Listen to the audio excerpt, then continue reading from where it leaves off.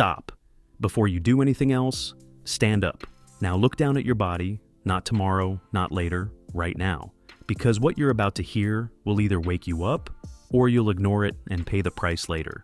You already know walking burns calories, but what if I told you it can literally regrow parts of your brain? That it can protect your eyesight, reset your blood sugar, and even shut down depression at a biological level? Sounds exaggerated. It's not. And here's the problem. Most people are doing it wrong. They walk without intention, without structure, without understanding what they're actually triggering. So they get nothing. In this video, we're breaking down the 10 most powerful biological shifts that happen when you walk every single day.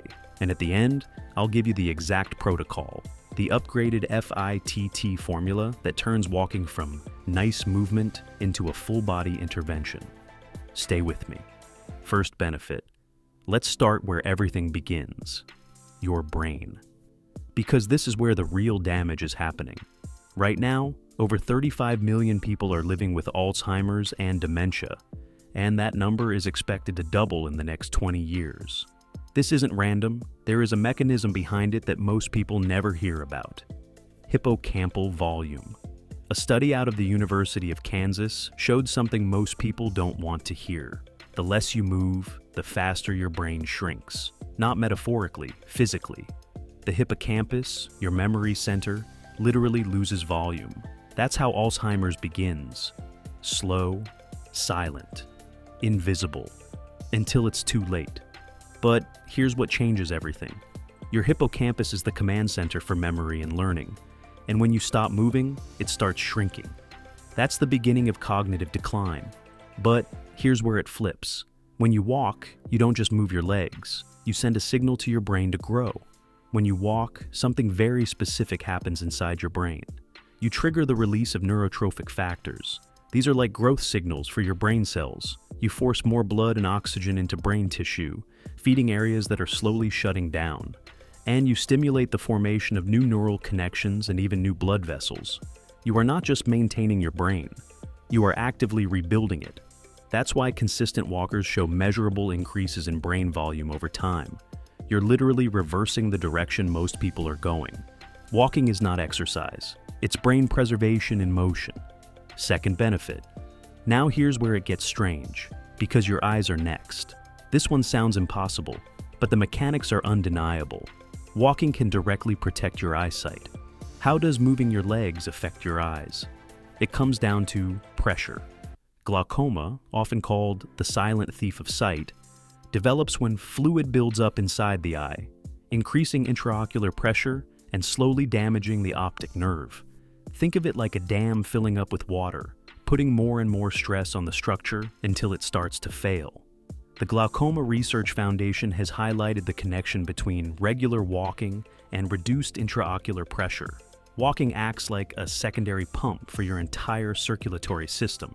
With every step, you improve blood flow, helping your body regulate and gradually lower that internal eye pressure.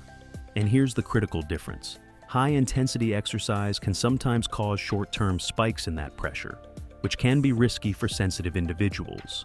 Walking, on the other hand, stabilizes it. It creates a steady, controlled flow instead of sudden surges. You're not shocking the system, you're regulating it. Step by step, you're reducing the stress on your optic nerve. You're not just staying active, you're slowly, deliberately walking your way away from vision loss. Let's go deeper. Third benefit, your heart. Because this is where most people get completely misled. You've been told, run harder, push more, sweat more. But the American Heart Association found something surprising. When it comes to preventing heart disease and stroke, walking can be just as effective as running. Why? Because your heart doesn't need chaos. It needs consistency. Think of it like cleaning a pipe. You don't blast it with pressure, you flush it steadily. That's what walking does to your arteries. A consistent 30-minute walk each day works like a gentle regulator for your cardiovascular system. Walking gently expands your blood vessels. It lowers resistance, improves cholesterol balance, and keeps oxygen-rich blood moving smoothly through your body. Instead of shocking your system like extreme cardio, walking creates a steady flow that supports your heart without triggering a stress response. You're not forcing your body under pressure, you're restoring circulation in a controlled, sustainable way. Benefit 4. Now let's talk about something you don't feel until it's gone: your lungs. When you sit all day, your breathing becomes shallow. Your lower lungs barely expand. Waste gases build up. Your system stagnates. But when you walk properly, your breathing deepens.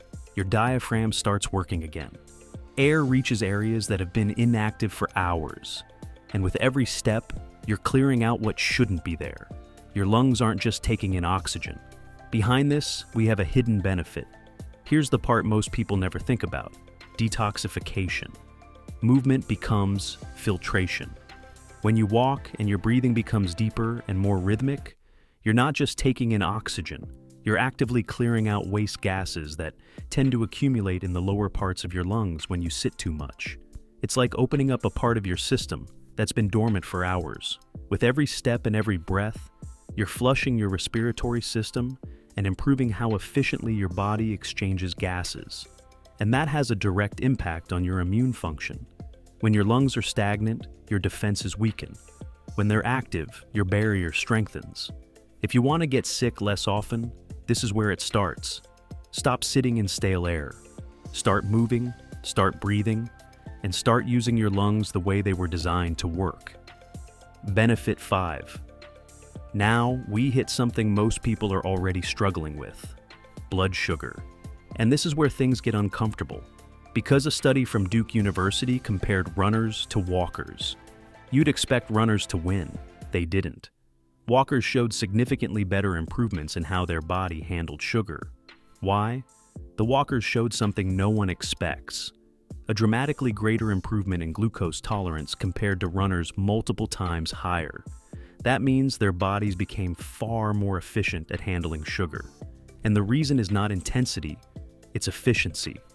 When you sprint, your body burns through sugar aggressively. It's fast, explosive, and stressful. But when you walk, you train a completely different system. You teach your body to process glucose slowly, steadily, and with control. That shift improves insulin sensitivity, which means your cells respond better, and your pancreas doesn't have to keep pumping out high amounts of insulin all day long. It finally gets a break instead of constantly fighting spikes. And that's where the real change happens. If you're already on the edge, if your blood sugar is unstable, if you're heading toward pre-diabetes, pushing harder isn't always the answer. Sometimes the smartest move is the simplest one. Running might exhaust your system. Walking can be the thing that pulls it back and keeps you from crossing that line. Benefit 6. Let's bring it down to your gut, because this is where stagnation becomes dangerous. Your digestive system is built on movement. Wave-like contractions push food through your body. But when you sit, those waves slow down. Everything backs up. Walking restarts that rhythm, like turning a stuck conveyor belt back on. But this isn't just a feeling, it shows up clearly in the data. Large-scale research involving over 150,000 people revealed a stark pattern. Sedentary individuals have a significantly higher risk of dying from colon cancer, while those who stay active have much better survival outcomes. And the reason comes down to a simple but powerful mechanism: peristalsis. These are the wave-like muscle contractions that move food through your digestive tract. Walking directly stimulates this process. With every step, you're activating that internal movement, keeping things flowing instead of stagnating. Just 30 minutes a day can help regulate bowel movements and is associated with a markedly lower risk of colon-related disease. And even in cases where someone is diagnosed, regular walking has been linked to improved survival rates. You're not just being active. You are mechanically supporting your body's ability to eliminate waste, something your system depends on every single day. And walking keeps that system alive. Benefit 7. Now here's where most people completely misunderstand how the body actually builds shape. They think, it's just walking, it won't change my body. Wrong. Walking is the quiet builder. They think you need a gym, heavy weights, intense workouts. But the reality is different. You don't need a gym membership to tone your body.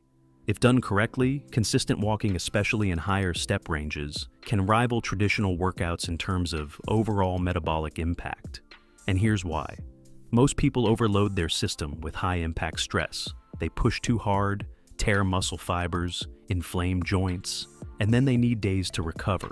Their body is constantly in a cycle of damage and repair. Walking works differently. It's the stealth system of fitness. Low impact, no joint destruction, no excessive inflammation, and most importantly, no recovery time. You can do it every single day. That consistency is what reshapes the body over time. Instead of breaking your system down, you're reinforcing it daily. Muscle activation, circulation, posture, coordination, all of it improves without pushing your body into a stress state. You're not forcing change through damage. You're building it through repetition.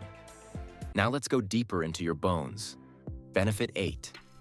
Because this is happening whether you feel it or not. Your skeleton is not static. It's alive. It constantly reacts to the stress you place on it. If you don't use it, it starts to break down. Slowly, silently, your bone density decreases. That's how osteoporosis develops. Not suddenly, but through years of underuse. This is why organizations like the Arthritis Foundation recommend consistent low-impact movement like walking to maintain bone health and reduce inflammation. But the real mechanism goes deeper, and most people have never heard of it. It's called the piezoelectric effect. Every time your foot strikes the ground, it creates a tiny electrical charge inside your bones. That signal activates osteoblasts, the cells responsible for building new bone tissue. In other words, every step you take is a direct command to your body. Build stronger, denser bone. You are literally charging your skeleton with movement. Over time, that turns into structure, resilience, and protection. Running can overload the system, increasing the risk of stress fractures. Walking builds without breaking. It strengthens without damaging. You're not just moving, you're reinforcing your entire frame. Benefit 9. And now your spine, because this is where modern life is doing the most damage. Back pain has become normal, but it's not natural. Sitting compresses your spine for hours every day. High-impact exercise often adds even more stress on top of that. But walking does the opposite. It restores movement. Your spinal discs don't have a direct blood supply. They rely on motion to stay healthy. Think of them like sponges. They only absorb nutrients when they are compressed and released. Walking creates exactly that rhythm. Step by step, you create a pumping mechanism. Pressure, release, pressure, release. This draws fresh nutrients into the discs and pushes waste out. At the same time, you're activating the muscles that stabilize your spine, especially the erector spinae, the muscles that keep you upright. Your posture improves. Your spine realigns. You reduce stiffness and restore mobility. You're not just going for a walk. You are restoring movement to a system that has been locked in place for years. You're not exercising, you're oiling the rusty hinges of your spine. Benefit 10. And now we get to the final and most underestimated shift. Your mind. Because depression isn't just emotional, it's biological. Elevated cortisol, disrupted neurotransmitters, reduced neuroplasticity, your system gets locked into a loop. A study published in the Journal of Psychiatric Research showed that walking just 30 minutes a day significantly reduced depressive symptoms in affected individuals. And the mechanism is chemical. Walking lowers cortisol, the stress hormone that keeps your body in a constant alarm state, while increasing endorphins and BDNF, brain-derived neurotrophic factor, which supports neuroplasticity and helps your brain form new, healthier patterns. Research from Iowa State University confirmed that even without consciously trying, people experienced measurable mood improvements simply from walking.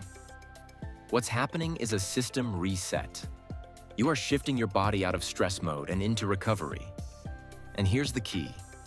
Your brain cannot stay in a depressive, stagnant state while your body is in consistent forward motion. The two states are biologically incompatible and movement overrides the stagnation. Before you head out, pause for a second.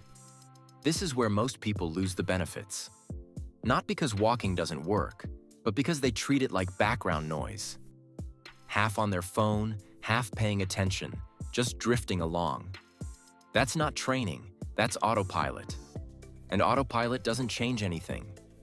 Then they use the wrong setup, no support, no structure, and wonder why something starts to hurt. You're not building your body, you're wearing it down. And the biggest mistake? Inconsistency. Doing it when you feel like it. Skipping when you don't. That kills the effect. This only works when your body gets the same signal over and over again. Not once, not sometimes. Repeated until adaptation becomes inevitable. So let's get this straight. You're not just going for a walk. You're executing a protocol. There's a structure behind this, a system, and if you ignore it, you're wasting your time. This is the FITT formula. It stands for frequency, intensity, time, and type of training. 4 variables, and if you miss even one of them, you weaken the entire effect. This is where walking stops being something small and starts becoming something that actually changes your body. First, frequency. This is non-negotiable. The goal is daily. Because your body doesn't change from intensity alone, it changes from repeated signals. You are literally training your cells to adapt, and they need consistency to do that. If every day feels like too much, start with 3 to 5 times per week. Even if it's just 5 or 10 minutes. That still counts. What matters is that the signal comes back again and again. Not once, not randomly. Frequently enough that your body starts expecting it. Second, intensity. This is where most people fall off. They walk too slowly and expect results. But a casual stroll doesn't challenge your cardiovascular system. You need to hit what's called the talk test zone. You should be able to speak, but you shouldn't feel like talking much. If you can sing, you're too slow. If you're out of breath, you've gone too far.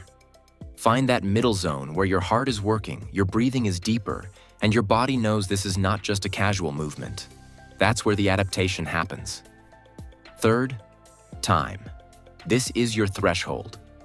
Around 30 minutes is where the real biological shifts begin. Circulation improves, metabolism changes, signaling pathways activate. Below that, you're warming up your system. Around and above that, you're changing it. As a starting point, aim for roughly 6,000 steps.